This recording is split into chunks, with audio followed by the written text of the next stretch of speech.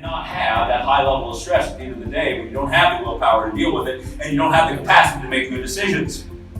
Knowing what you know now, I challenge you. You have got to handle this. This is becoming, again, as I said in my earlier sessions, this is becoming how we work. We have to consider this now.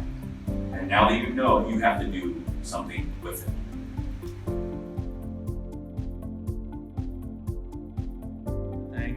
It's rough.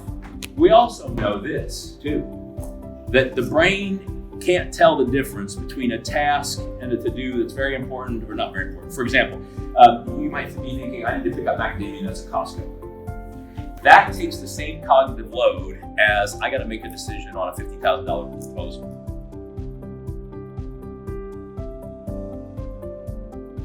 Ago, I started studying the habits of entrepreneurs and business leaders and discovered that they had one thing in common.